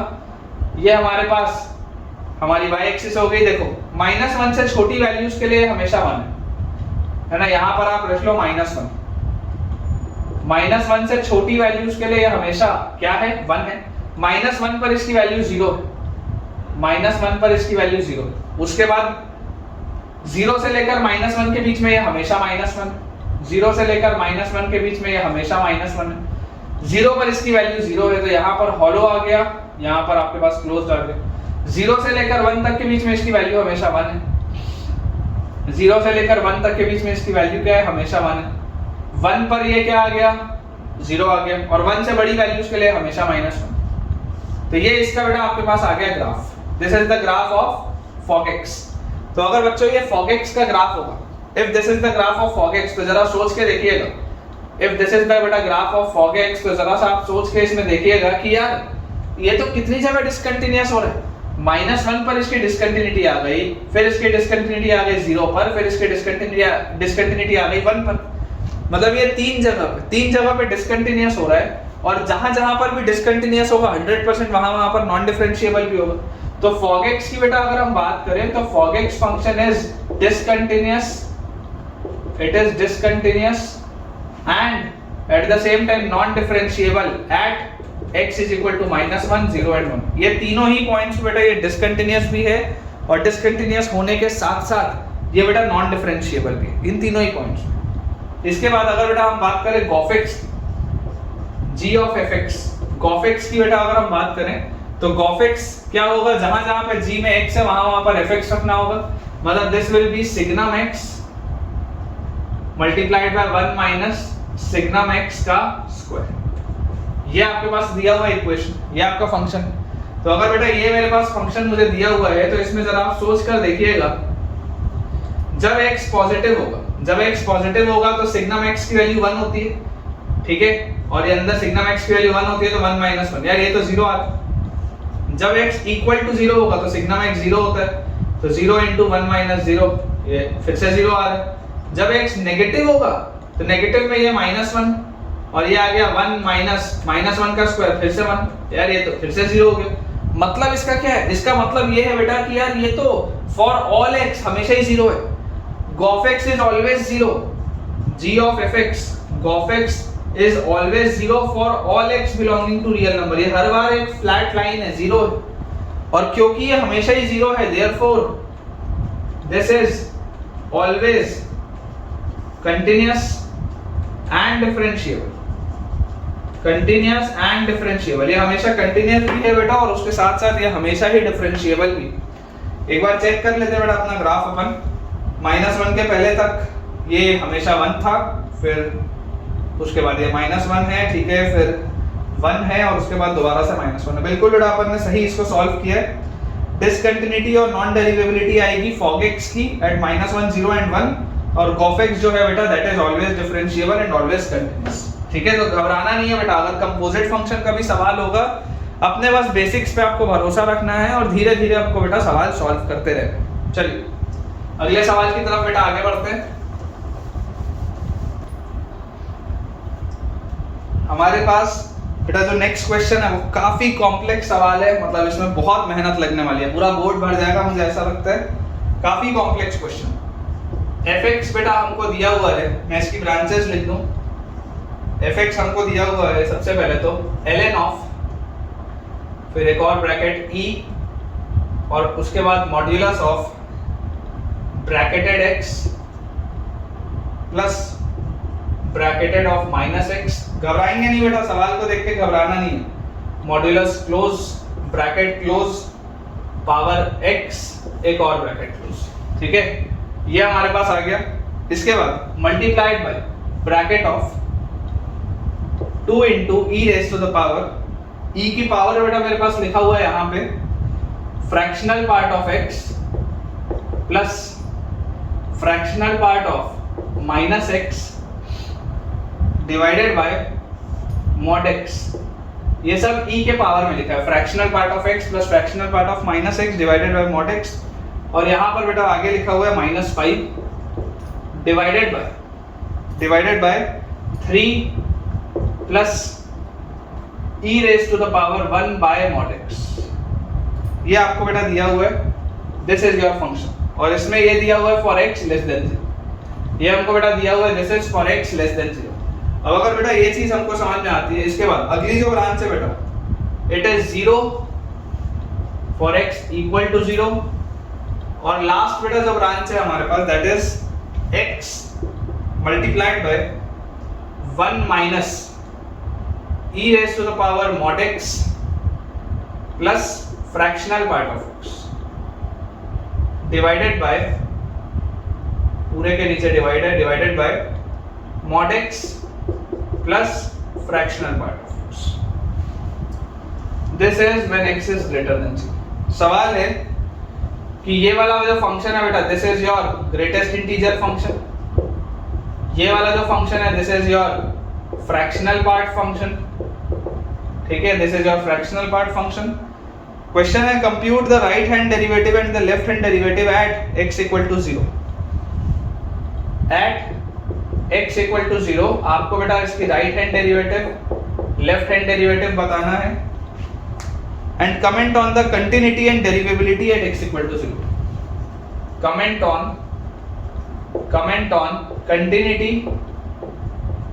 Continuity and derivability, comment on continuity and derivability at x equal to. जैसा मैंने आपको पहले ही बोला था बेटा ठीक ठाक मेहनत वाला सवाल है, लंबा चौड़ा ये सवाल है, तो देखिए इसमें कोई घबराने की बात नहीं। आप अगर चाहें तो एक बार इसको बेटा खुद भी प्रयास कर सकते हैं, बन जाता है तो बहुत अच्छी बात है, और नहीं बनता तो अपन तो बेटा बनाएंगे। तो अपन इसको बेटा देखो सबसे पहले लिखते हैं कि यार हमारे पास क्या क्या हमको क्लियर है चीज। मैं आपसे बेटा अगर ये पूछूं कि यार अगर मैं bracketed x plus bracketed of minus x की बात करूं, ये जो लिखा है bracketed x plus bracketed of minus x, तो 0 माइनस पर क्या हो रहा होगा, क्योंकि मुझे 0 के नेबरहुड में बात करना है, तो 0 माइनस पर क्या हो रहा होगा, 0 माइनस पर ब्रैकेटेड जो होगा बेटा 0 माइनस मतलब माइनस 0 पॉइंट समथिंग, माइनस 0.0000 इस तरीके की कोई चीज, उसका जब आप ब्रैकेटेड करेंगे तो ये -1 आ जाएगा, और प्लस माइनस 0 पॉइंट समथिंग में एक और माइनस है, मतलब प्लस 0 पॉइंट समथिंग का ब्रैकेटेड करोगे तो 0 आ जाएगा। तो यार ये चीज तो क्या आ जाएगी, -1 आ जाएगी। 0 माइनस पर अगर बेटा मैं बात करूंगा तो 0 माइनस पर ये वाली जो पूरी अंदर की चीज लिखी हुई है, ये वाली चीज, ये वाली पूरी चीज तो क्या लिखी हुई है, -1 लिखी हुई है, 0 माइनस, ठीक है। अगर ये -1 लिखा हुआ है तो -1 का मॉड, -1 का मॉड क्या होता है 1, मतलब e into 1 मतलब e और e की पावर x और उसके आगे ln, मतलब यार ये जो पूरी चीज लिखी है, ये जो पूरी चीज है, ये पूरी चीज केवल x लिखी हुई है। देख लो ध्यान से, आप 0 माइनस पर अगर बात करेंगे ये -1 आएगा, -1 आते ही आपके पास उसका मॉड मतलब 1 e into 1 मतलब e की power x, ln of e की पावर x मतलब x। तो ये जो पूरा पहला वाला चीज था वो तो x था। अब अगर बेटा हम बात करें fractional part of x plus fractional part of minus x, इसकी अगर मैं बेटा बात करूं तो मैं आपको बोलता हूं फ्रैक्शनल पार्ट ऑफ x को आप लिखो x माइनस ब्रैकेटेड x, और प्लस में बेटा हमको दिया हुआ है fractional part of minus x, तो इसको आप लिखिए -x minus bracketed of -x, ये आपने लिख लिया। तो यार यहां से देखो ये x और -x तो कट गया, x और -x तो गया, तो मेरे पास ये क्या लिखा हुआ है, मेरे पास बेटा ये, अब अगर आप देखेंगे 0 माइनस पे बेटा अगर आप देखेंगे तो -0 पॉइंट समथिंग है ना, -0 पॉइंट समथिंग का ब्रैकेटेड कितना आ जाएगा, -1 विद अ माइनस है, मतलब ये +1 और ये प्लस तो गया, ये माइनस यहाँ पर देखो अंदर क्या लिखा हुआ है, ब्रैकेटेड ऑफ -x, तो -0 point something with a minus sign मतलब +0 पॉइंट समथिंग उसका ब्रैकेटेड मतलब 0, तो यार ये तो 0 लिखो, मतलब ये 1 है टोटल। ये जो पूरी चीज ऊपर लिखी हुई है बेटा, ये वाली जो पूरी चीज है, ये वाली पूरी की पूरी चीज तो क्या लिखी हुई है, 1 लिखी हुई है, ये 1 के बराबर दिया हुआ है। और mod x क्या होगा बेटा, 0 माइनस पर अगर आप देखोगे तो mod x will be -x, mod x will be -x, है ना। 0 माइनस पर अगर आप देखेंगे तो mod x will be -x, ये बात आपको पता है, ठीक है। तो ये बेटा हमने थोड़ा सा इसको सिंप्लीफाई किया। वैसे ही हम यहाँ पर भी अगर बेटा इसको सिंप्लीफाई करने की कोशिश करें तो देखिए फ्रैक्शनल पार्ट ऑफ x को आप लिख लीजिए x माइनस ब्रैकेटेड x, नीचे भी फ्रैक्शनल पार्ट ऑफ x को बेटा आप लिख लीजिए x माइनस ब्रैकेटेड x। ये मैंने आपको सोचना सिखाया ही। 0 प्लस पर अगर मैं बात करूंगा तो 0 प्लस पर ब्रैकेटेड x तो 0, 0 प्लस पर ब्रैकेटेड x तो 0। तो आप यहाँ पर देखिए बेटा 0 प्लस पर mod x भी क्या होगा, x होगा। 0 प्लस पर ये वाला भी mod x क्या होगा बेटा, x होगा, ठीक है। तो हमारे पास बेसिकली ये क्या लिखा हुआ है, 1 minus e raise to the power 2x। ये जो ऊपर लिखा हुआ है इसको मैं यहीं पर देखो बेटा कर ले रहा हूँ क्योंकि बहुत लंबा सवाल है। यहाँ पर भी अगर आप नीचे देखोगे तो x प्लस x, यार ये क्या लिखा हुआ है, ये भी तो 2x लिखा हुआ है, ये भी तो हमारे पास 2x लिखा हुआ है इस तरीके से, ठीक है। तो ये हमारे पास लिखा हुआ है सवाल, ये हमारा सवाल है जिसको हमने थोड़ा सा अभी सिंप्लीफाई किया। इसको बेटा मैं मिटा देता हूँ, ये वाले पोर्शन को मैं क्लियर कर देता हूं ताकि हम अब अपना एक्चुअल जो क्वेश्चन है वो सॉल्व कर पाए। सबसे पहले बेटा अगर मैं इसकी डिफरेंशिएबिलिटी की बात करूं, ठीक है, अगर बेटा मैं इसमें डिफरेंशिएबिलिटी की बात करूं तो देखिए, या चलो आप अगर चाहो तो इसमें पहले लिमिट की बात करें, कंटिन्यूटी की बात करते हैं कि कंटिन्यूअस है या नहीं। तो limit x approaches 0 minus fx should be equal to limit x approaches 0 plus fx should be equal to f of 0, और f of 0 किसके बराबर है, 0 के बराबर। मतलब कि लेफ्ट हैंड लिमिट और राइट हैंड लिमिट दोनों बराबर आनी चाहिए और 0 के बराबर होनी चाहिए। तो आप बेटा क्या बोल सकते हैं, तब आप बोल सकते हैं कि ये जो पूरी चीज होगी वो क्या होगी, पूरी चीज कंटिन्यूअस होगी। तो जब बेटा आप 0 माइनस के लिए करोगे, 0 माइनस वाले में, तो आप क्या बोलोगे, x को आप बोलोगे 0 माइनस h, तो आप इसको लिखोगे limit h approaches 0, 0 minus h अगर रखूंगा तो ये आ गया माइनस h सबसे पहले यहाँ पे, क्योंकि ये सिर्फ x था। और उसके बाद आगे देखो क्या लिखा हुआ है, आगे लिखा हुआ है twice of e raise to the power 1 by x की जगह अगर माइनस h रखूंगा तो ये आ जाएगा 1 बाय h और माइनस 5 अपॉन, नीचे देखो क्या लिखा हुआ है 3 plus e raise to the power, क्या लिखा हुआ है x की जगह माइनस h रखूंगा तो 1 बाय h। ये मेरे पास लिखा हुआ, ये बेटा मेरे पास लिखा हुआ है, देख लो आप पूरी चीज। और आपको यहाँ पर क्या बोला जा रहा है, h अप्रोचेस 0, h अप्रोचेस 0। अगर बेटा मैं इसमें भी आपको ये बोलूं कि आप इसमें ऐसा कर लो कि अगर आपके पास बेटा देखो h 0 की तरफ जा रहा है तो ये जो पूरी प्रोफाइल है, h अगर 0 की तरफ जा रहा होगा मतलब ये पूरी चीज इंफिनिटी की तरफ जा रही होगी, ये वाली भी पूरी चीज नीचे वाली भी इंफिनिटी की तरफ जा रही होगी, और ये h जो है ये 0 की तरफ जा रहा है।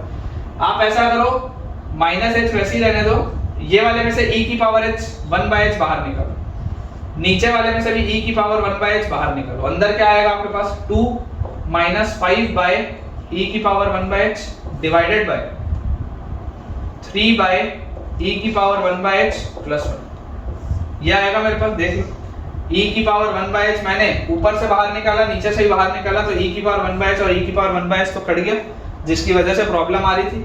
यहाँ पर देखो when h approaches 0, h approaches 0, e की पावर इंफिनिटी, मतलब ये पूरी चीज इंफिनिटी, इंफिनिटी मतलब ये 0 की तरफ जाएगा, ये भी 0 की तरफ जाएगा। तो अंदर आपके पास यहाँ पर क्या आ रहा है, 2 बाय 1, 2 बाय 1 तो 2 होता है, और आगे क्या है h approaches 0 में ये 0 की तरफ, मतलब कि यार ये पूरी चीज तो 0 की तरफ आ रही है। आपका लेफ्ट हैंड अगर आप देखोगे तो बेटा कंटिन्यूटी में लेफ्ट हैंड वाली चीज को जब आप लिमिट लेके सॉल्व करोगे तो क्या आ जा रहा है, 0 की तरफ आ जा रहा है। राइट हैंड भी निकाल के देखो, 0 प्लस पर अगर बेटा मैं देखूंगा तो मैं x को बोलूंगा 0 प्लस h, 0 प्लस h बोलूंगा, इसमें रखूंगा तो मैं आपको बोलूंगा limit h approaches 0, 0 plus h रखोगे तो h इनटू 1 माइनस e की पावर 2h बाय 2h, ये आएगा आपके पास। और यहाँ पर आप देखो इसमें अगर बेटा आप माइनस साइन कॉमन ले लो तो माइनस h इनटू e की power 2h minus 1 by 2h, limit h approaches 0। आप जानते हैं e की power x minus 1 by x, ये 1 की तरफ जाता है, h अप्रोचेस 0, ये भी देखो 0 की तरफ जा रहा है।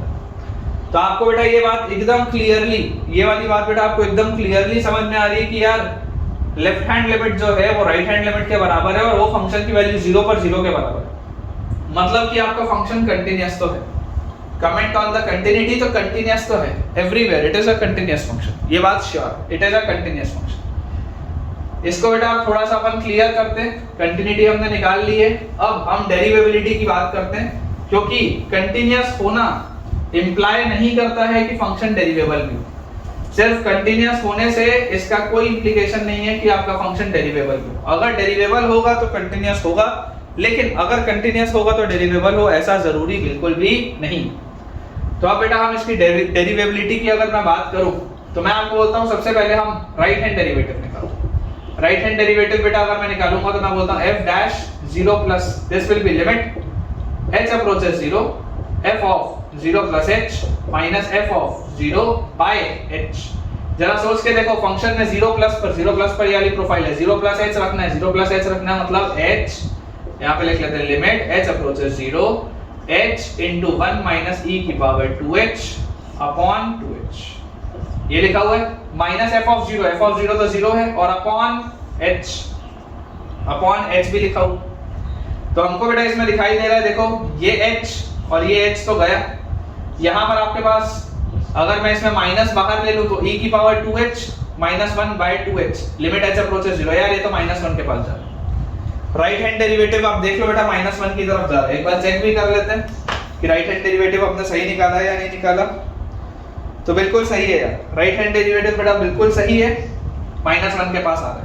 लेफ्ट हैंड डेरिवेटिव निकालते हैं, ठीक है। लेफ्ट हैंड डेरिवेटिव निकालते हैं। Left hand derivative will be f dash 0 minus this will be equal to limit h approaches 0 f of 0 minus h minus f of 0 upon minus h, है ना। ऊपर वाले दोनों आर्गुमेंट्स का डिफरेंस बेटा नीचे लिखा होता है। तो हमारे पास देखिए क्या आ जाएगा, limit h approaches 0 f of 0 minus h, 0 minus पर वाली प्रोफाइल है, माइनस h अगर रखेंगे तो ये आ जाएगा, देखो क्या माइनस h के बाद अंदर क्या लिखा हुआ है 2 into e raised to the power 1 by h minus 5 upon 3 plus e raised to the power 1 by h, यही लिखा हुआ है। और माइनस f ऑफ 0 तो 0 था, और अपॉन क्या लिखा हुआ है, अपॉन माइनस h, ये मेरे पास बेटा दिया हुआ है। तो आप देख सकते हैं यार ये माइनस h और माइनस h तो कटेगा, और अगर मैं e की पावर 1 by h कॉमन लेके बाहर काट दूं जैसे मैंने पहले भी किया था, तो ये इंफिनिटी बाय इंफिनिटी वाली चीज बेटा जैसे ही मैं बैलेंस आउट करूंगा e की पावर 1 by h को, तो यार इसका आंसर ना 2 by 1 आता हुआ दिख रहा है, और 2 by 1 तो क्या होता है 1 2 होता है। तो यार आपका लेफ्ट हैंड डेरिवेटिव किसके पास आता हुआ दिख रहा है 2 के पास, आपका राइट हैंड डेरिवेटिव क्या है -1। क्या ये दोनों बराबर है क्या, दोनों बराबर नहीं है। तो लेकिन दोनों फाइनाइट है, दोनों बराबर नहीं है लेकिन दोनों फाइनाइट है। इसका मतलब क्या है कि फंक्शन कंटीन्यूअस तो होगा, फंक्शन कंटीन्यूअस तो होगा, जो कि मैंने ऑलरेडी आपको अभी करके दिखाया था। फंक्शन कंटीन्यूअस तो होगा but with a sharp corner, और क्योंकि बेटा ये कंटीन्यूअस फंक्शन है विद अ शार्प कॉर्नर, इसलिए this is non derivable, this function is non derivable, ठीक है। तो ये है बेटा इसका पूरा का पूरा एक्सप्लेनेशन। आपके पास लेफ्ट हैंड डेरिवेटिव बेटा आ जाएगा 2, आपके पास राइट हैंड डेरिवेटिव आ जाएगा -1, इसलिए आपका जो फंक्शन है वो x इक्वल टू 0 पर कंटीन्यूअस तो है, लेकिन शार्प कॉर्नर के साथ ये बेटा आपका फंक्शन कंटीन्यूअस है, और ये फंक्शन नॉन डिफरेंशिएबल है क्योंकि राइट हैंड डेरिवेटिव और लेफ्ट हैंड डेरिवेटिव बेटा दोनों ही अलग है, ठीक है। चलिए अगले पोर्शन की तरफ बेटा अपन अपने आगे बढ़ते हैं। तो ठीक है बेटा, अपन एक आखिरी सवाल और करते हैं, उसके बाद बेटा अपन अपने थ्योरम स्टार्ट करेंगे, ठीक है। एक लास्ट क्वेश्चन अपन और करते हैं। क्वेश्चन हमको दिया हुआ है fx बेटा आपको एक फंक्शन दिया हुआ है, इसकी डिफाइनिंग कुछ इस तरीके से है that this is x plus a when x is less than 0 and this is mod of x minus 1 when x is greater than equal to 0। इसके अलावा हमारे पास एक फंक्शन है gx की डिफाइनिंग हमको दी हुई है that this is x plus 1 when x is less than 0 and this is x minus 1 का whole square plus b when x is greater than equal to 0। ये हमारे पास बेटा इसकी डिफाइनिंग है fx की और gx, और मुझे बोला जा रहा है where a and b are non-negative real numbers, non negative real numbers है, तो इसको आप लिख लीजिए बिलोंग्स टू r पॉजिटिव लिख लो, है ना, या ये 0 भी हो सकता है, चलो नॉन नेगेटिव ही लिखो यार, नॉन नेगेटिव लिखो, and r non negative real numbers, they are non negative real numbers. ये हमको दिया हुआ है a और b के बारे में। Determine the composite function gof, आपको बेटा gofx की बात करनी है। Determine the composite function gof if gofx is continuous for all x, ठीक है। आपको दिया जा रहा है g of x is continuous for all x, determine the values of a and b, determine a and b, ये हमारे पास सवाल है, ठीक है। Further for these values of a and b if gof is differentiable at x equal to 0, आपको बेटा फिर ये भी चेक करना है कि is gof differentiable at x equal to 0, आपको फर्दर इसमें ये भी चेक करना। For these values of a and b determine the composite function gof. सबसे पहले तो बेटा आपको गोफ फंक्शन डिफाइन करना है, फिर आपको बोला जा रहा है कि अगर गोफ कंटीन्यूअस है तो a और b निकालो, और अगर a और b आपने निकाल लिया तो फिर आप ये बताओ कि क्या उसमें गोफ डिफरेंशिएबल है या नहीं। अगेन बेटा ये भी बहुत ज्यादा मेहनत वाला सवाल है ना आज के बेटा जो क्वेश्चंस हैं, क्योंकि अब ये थ्योरम के पहले लास्ट हम कर रहे हैं, इसलिए ये सवालों का बेटा जो लेवल है वो बहुत ही अच्छा है ना। इन सवालों का लेवल बहुत ज्यादा अच्छा है, तो आपको 100% बेटा मजा आएगा इन सवालों को करने में। चलिए देखते हैं बेटा अपन, हमारे पास a और b दोनों ही बेटा देखो क्या दिए हुए हैं, a और b आपको दोनों के दोनों जो फंक्शंस दिए हुए हैं दे आर, a और b are non negative real numbers, ठीक है। इसको बेटा अपन चलो गोफ को डिफाइन करते हैं, गोफ की अपन डिफाइनिंग करते हैं। तो गोफेक्स जो होगा बेटा, गोफेक्स का मतलब क्या है, g ऑफ fx, गोफेक्स का मतलब है g ऑफ fx। तो gx फंक्शन में जहां जहां पर x था वहां पर अब fx आ जाएगा, तो ये आ जाएगा fx plus 1 when fx is less than 0, और ये आ जाएगा fx माइनस 1 का whole square plus b when fx is greater than equal to 0। यही आएगी इसकी डिफाइनिंग, देख लो g में x में जहां जहां पर x था वहां पर मैंने fx रख दिया और ये अपन ने लिख लिया, ठीक। अब इसके बाद बेटा अगर मैं इसकी फर्दर डिफाइनिंग करना चाहूं तो मैं इसको किस तरीके से डिफाइन करूंगा, मैं आपको बोलूंगा कि यार ये fx प्लस 1 लिखा है when fx is less than 0। सबसे पहले आप देखो, सबसे पहले बेटा आप समझने की कोशिश करो fx क्या क्या हो सकता है। fx हो सकता है x प्लस a, तो अगर आप fx को x प्लस a रखते तो ये आता x प्लस a प्लस 1। ध्यान से सुनिएगा, अभी लिखिएगा मत। अगर आप fx को बेटा x प्लस a रखते तो आपके पास ये क्या आता है x प्लस a प्लस 1, लेकिन इसके लिए x प्लस a रखने के लिए x 0 से छोटा होना चाहिए, x प्लस a रखने के लिए x 0 से छोटा होना चाहिए, और ये वाली भी आपकी कंडीशन होनी चाहिए। तो अगर आपने fx को, अगर आपने बेटा fx को x प्लस a रखा है तो यहाँ पर आपके पास x प्लस a जो होगा ये भी 0 से छोटा होना चाहिए, पहली बात। इसके बाद fx प्लस 1 में अगर बेटा मैं मॉड ऑफ x माइनस 1 रखूं, तो मॉड ऑफ x माइनस 1 अगर हम रखते हैं for x greater than equal to 0, ठीक है, तो यहाँ पर fx की जगह हम क्या रखेंगे, मॉड ऑफ x, फिर मॉड को भी ओपन करेंगे बेटा धीरे से, या अगर कर ही लेते यहीं पर कर लेते, यहीं पर इसको ओपन कर लेते। देखो ये 0 या उससे बड़े के लिए बोल रहे हैं, तो 0 से 1 के लिए हम कर लेते हैं, 0 से 1 के लिए बेटा ये हो जाएगा 1 माइनस x, और 1 से बड़े के लिए हो जाएगा x माइनस 1, ठीक है। 0 से 1 के लिए x बिलोंगिंग टू 0 टू 1, 0 से 1 के लिए 1 माइनस x, और उसके बाद ग्रेटर देन इक्वल टू 1 के लिए x माइनस 1, ऐसा आप लिख लो, कोई दिक्कत नहीं। तो यहां से बेटा अगर हम ध्यान से देखेंगे तो fx हमने लिख लिया पहला वाला ब्रांच, उसके बाद 0 से 1 के लिए है 1 माइनस x, fx है 1 माइनस x, तो अगर fx बेटा 1 माइनस x है तो 1 माइनस x प्लस 1, लेकिन ये 1 माइनस x कहां से कहां है, 0 से 1, 1 माइनस x है बेटा बिटवीन 0 एंड 1, और अगर आप fx को 1 माइनस x रखते हैं तो यहाँ पर भी आप क्या लिखेंगे, 1 minus x should be less than 0।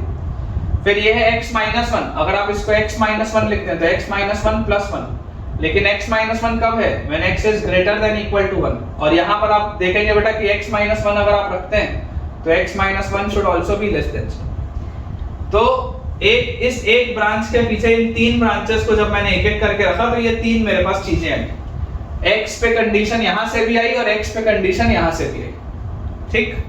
थोड़ा सा कंफ्यूजिंग है लेकिन समझोगे, आराम से सुनो। फिर ये वाली ब्रांच को अगर बेटा मैं देखूं fx माइनस 1 का होल स्क्वायर, fx क्या है, fx है x प्लस a, तो अगर आप इसको रखते हो x प्लस a माइनस 1 का होल स्क्वायर प्लस b, आप इसको अगर ये रखते हो तो इसके लिए आपके पास देखो पहली वाली ब्रांच के लिए x 0 से छोटा होना चाहिए था, और अगर आप x प्लस a रखते हो तो x plus a greater than equal to 0 भी होना चाहिए। फिर अगर आप 1 माइनस x रखते हो तो आपके पास आएगा 1 माइनस x माइनस 1 का whole square plus b, 1 minus x अगर आप रखते हो बेटा तो आपके पास x 0 से 1 के बीच में होना चाहिए और 1 माइनस एक्स आपका ग्रेटर देन इक्वल टू 0 भी होना चाहिए। और लास्ट में बेटा अगर हम देखें तो हमारी लास्ट ब्रांच है x माइनस 1, तो x minus 1 minus 1 whole square plus b।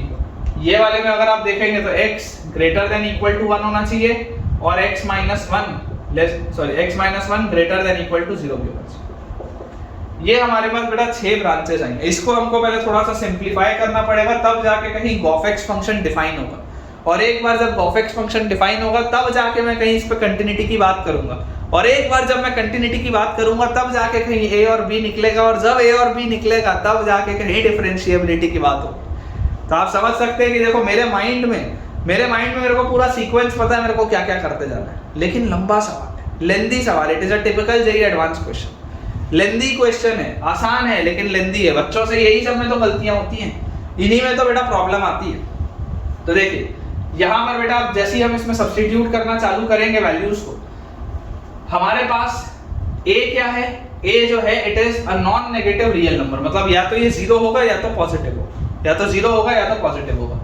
अब यहां बोल रहे हैं x को 0 से छोटा लो, यहां से आपके पास आ जाएगा x को माइनस a से छोटा लो।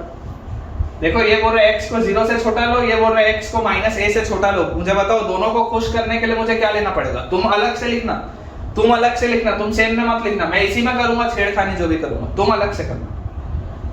x बेटा ये बोल रहे हैं 0 से छोटा लो, ये बोल रहा है माइनस a से छोटा लो। बताओ a आपके पास अगर पॉजिटिव नंबर था तो दोनों को खुश करने के लिए मैं x को माइनस a से छोटा ले सकता हूं, दोनों में कॉमन तो वही आएगा, x को माइनस a से छोटा ले लेते हैं। फिर ये लिखा हुआ है 1 माइनस एक्स प्लस 1, ये जो लिखा हुआ है बेसिकली ये क्या लिखा हुआ है, this is 2 minus x, this is 2 minus x. और ये कब से कब है? 0 से लेकर 1 तक, 0 से लेकर 1 तक। और यहां से अगर आप बेटा देखेंगे, यहां से अगर आप देखेंगे तो आपको देखो क्या मिल रहा है, x 1 minus x less than 0, मतलब x ग्रेटर देन 1 मिल रहा है। यहां से आपको x ग्रेटर देन 1 मिल रहा है। तो यार ये बोल रहा था x को 0 और 1 के बीच में लो, ये बोल रहा है x को 1 से बढ़ा लो। क्या कभी संभव है क्या 0 और 1 के बीच में, और ये बोल रहा है 1 से बड़ा? Is it possible? Is this possible? This is not possible. तो यहां से आपको नो सॉल्यूशन मिलेगा, ये वाली ब्रांच से आपको कोई सॉल्यूशन नहीं मिलेगा, बेकार हो गई ये वाली ब्रांच। इस ब्रांच को आप चाहो तो कट कर सकते हो, this is of no use. उसके बाद -1 + 1 बैलेंस हो जाएगा, तो ये वाली ब्रांच तो क्या है, सिर्फ x लिखा है, सिर्फ x।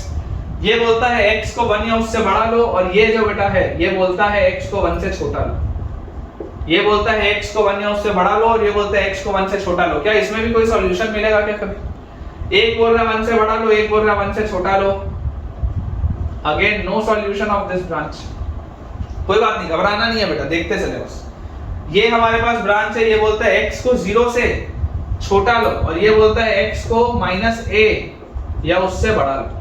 अब देखो a पॉजिटिव नंबर था, माइनस साइन से मल्टीप्लाई हो गया तो नेगेटिव नंबर से बड़ा और 0 से छोटा। -a या उससे बड़ा और 0 से छोटा, दोनों को खुश करने के लिए मैं क्या बोलूंगा, दोनों को खुश करने के लिए मैं बोलूंगा x belongs to close bracket -a से 0, -a या उससे बड़ा और 0 से छोटा, ये आएगा दोनों का आंसर। तो ये वाली ब्रांच तो पहली ब्रांच सही है, दूसरी ब्रांच भी सही है। तीसरी ब्रांच देखो, ये 1 और -1, 1 और -1 तो गया, अंदर -x बचा। -x का स्क्वायर क्या होता है, x स्क्वायर होता है। तो ये वाली जो पूरी चीज है ये तो क्या है, x स्क्वायर प्लस b है। ये बोलता है x को 0 या उससे बड़ा लो, 1 से छोटा लो, और ये बोलता है x को 1 या उससे बड़ा लो।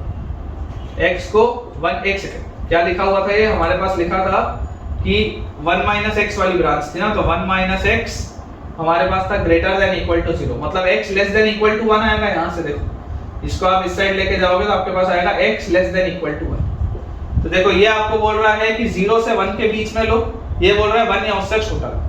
दोनों में कॉमन क्या आएगा, 0 से 1 वाली ब्रांच दोनों में कॉमन आएगी, ठीक है। तो यहां से आगे x belongs to close bracket 0 से 1 ओपन, क्योंकि ये वाले में 1 नहीं था, ये वाले में 1 था, तो 1 ओपन आएगा। और लास्ट वाला बेटा आपको देखो क्या बोल रहा है ब्रांच, यहां पर -1 -1 मतलब -2 हो गया, तो दिस इज x -2 का होल स्क्वायर प्लस b। ये भी x greater than equal to 1 बोल रहा है, ये भी आपका x greater than equal to 1 बोल रहा है। तो दोनों में अगर सेम ही चीज लिखी है तो कोई भी एक ब्रांच ले लो, दोनों सेम की बात कर रहे हैं। तो ये मेरी डिफाइनिंग हो गई। देखो ये बेटा मेरी डिफाइनिंग हो गई, x प्लस a प्लस 1 है -a से छोटी वैल्यूज के लिए, -a से 0 तक ये है, 0 से 1 तक ये है, और 1 से आगे ये। ये आपकी डिफाइनिंग हो गई, आपका गॉफेक्स फंक्शन तो डिफाइन हो गया। एक बार बेटा मैं चेक भी कर लेता हूं कि अपन से कोई गलती ना हुई हो। गॉफेक्स फंक्शन हमारे हिसाब से तो बेटा हमारा डिफाइन हो चुका है। It is x plus a plus 1, जब आप माइनस a से छोटा लेते हैं बिल्कुल सही। उसके बाद है x प्लस a माइनस 1 का whole square plus b between minus a and 0, बिल्कुल सही है। फिर है x square plus b between 0 and 1, बिल्कुल करेक्ट है। और फिर ग्रेटर देन इक्वल टू 1 के लिए x माइनस 2 का होल स्क्वायर प्लस b, बिल्कुल सही होगा, बिल्कुल सही है। और देखो मैंने बहुत सिस्टमैटिकली बेटा चीजें की हैं आपके लिए, मैंने बहुत सिस्टमैटिकली की है, आराम से बेटा मैंने आपके लिए चीजें की है, तो समझ में आना चाहिए, घबराने का बात नहीं। गॉफेक्स की बेटा डिफाइनिंग हो गई। तो सबसे पहले तो आपको यहाँ पर था a और b are non negative real numbers. पहला पार्ट था सवाल का डिफाइन गॉफेक्स, डिफाइन गॉफेक्स। तो मैंने देखो गॉफेक्स को आपके लिए डिफाइन कर दिया हर जगह।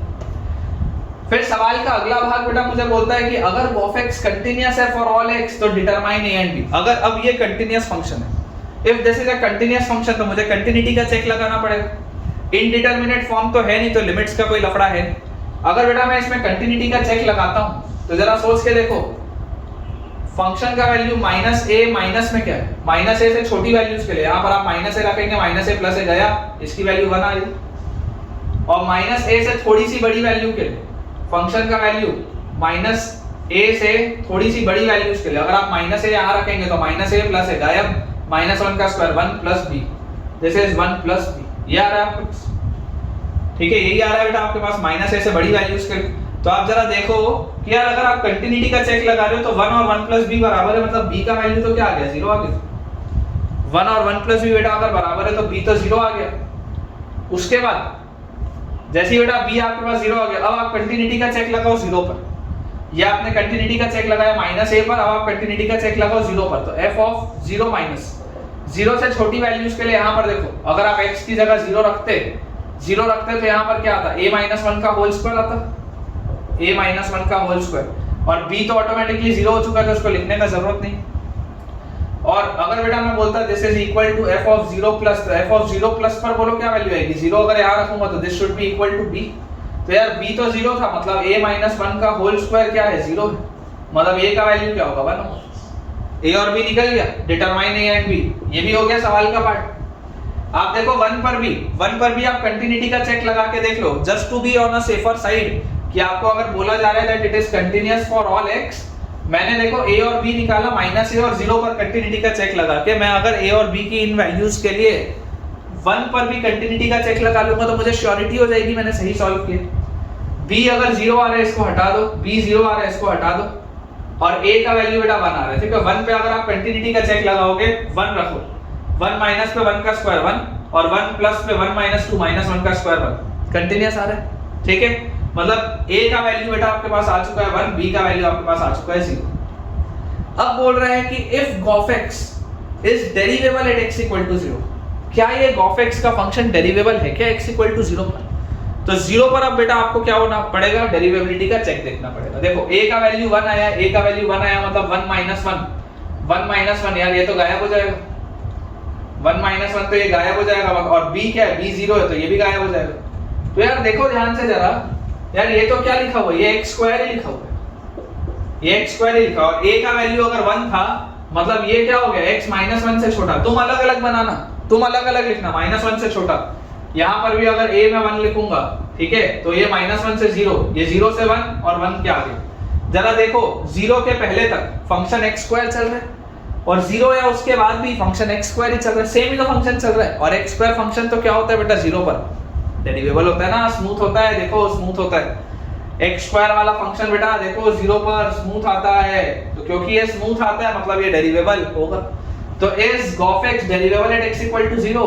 Yes, it is derivable at x equal to 0। एक बार बेटा चेक कर लेते हैं अपन पूरा।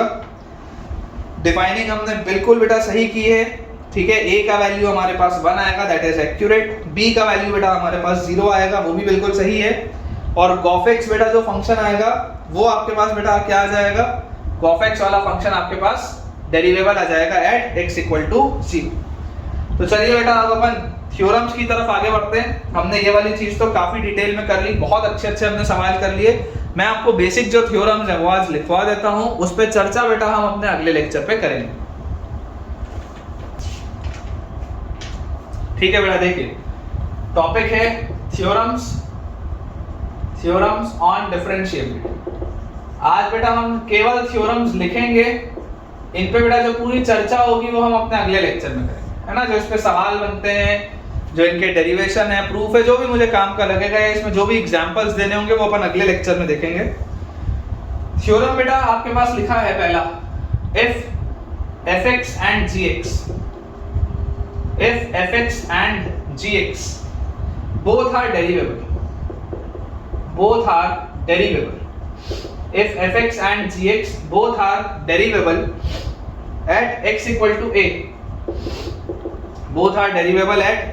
to a, then अगर बेटा दोनों ही फंक्शन डेरिवेबल है तो जरा सोच के देखिए, fx plus minus gx, fx into gx, fx by gx, ये सब डेरिवेबल हो जाएंगे। जैसे कंटिन्यूअस में था कि अगर दो कंटिन्यूअस है फंक्शन तो दोनों का सम, डिफरेंस, प्रोडक्ट, कोशेंट सब क्या होता था, कंटिन्यूअस होता था। वैसे डेरिवेबिलिटी में भी बेटा अगर आपके पास दो फंक्शंस डेरिवेबल हैं at x equal to a तो दोनों का सम, डिफरेंस, प्रोडक्ट और कोशेंट सब डेरिवेबल आएगा। ये वाले केस में बस आपको ये इंश्योर करना है कि g of a should not be equal to 0, है ना। ये वाले केस में आपको सिर्फ ये इंश्योर करना है that g of a should not be equal to 0। बाकी fx plus minus gx differentiable होता है, fx इनटू gx बेटा डिफरेंशिएबल होता है, और fx डिवाइडेड बाय gx भी आपके पास डिफरेंशिएबल होता है। तो ये एक काम की बेटा चीज थी जो आपको पता होनी चाहिए थी, ठीक है। ये आपके पास पहला थ्योरम था। इस पे हम जो एग्जांपल्स देखेंगे बेटा वो अपने अगले लेक्चर में देखेंगे। बहुत सारे एग्जांपल है ना, मैं जितना डिटेल में आपको करा रहा हूँ सब कुछ कराऊंगा, घबराना नहीं। सेकंड बेटा थ्योरम हमारे पास लिखा है, if fx is derivable at x equal to a, if fx is derivable at x equal to a, comma gx is not derivable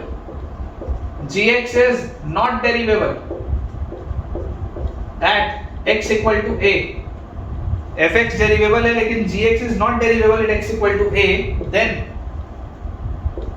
fx plus minus gx will be not derivable at x equal to a। जैसा बेटा continuous में था, जैसा continuity में था, same चीज है। अगर एक फंक्शन कंटिन्यूअस है और दूसरा डिसकंटिन्यूअस, अगर एक फंक्शन बेटा कंटिन्यूअस है और दूसरा डिसकंटिन्यूअस है तो दोनों का सम और डिफरेंस 100% क्या होता है, डिसकंटिन्यूअस होता है। वैसे ही अगर एक फंक्शन डेरिवेबल है at x equal to a और दूसरा फंक्शन नॉट डेरिवेबल है at x equal to a तो दोनों का बेटा सम और डिफरेंस 100% नॉट डेरिवेबल होगा बेटा at x equal to a। इस पे जो सवाल होंगे, सवाल इस पे बेटा मैं अगले लेक्चर में कराऊंगा, इसके एग्जांपल्स भी आपको अगले लेक्चर में दूंगा। इसी में अगला पॉइंट आप लिखेंगे, but nothing can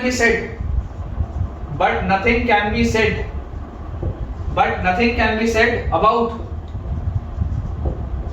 fx into gx and fx by gx।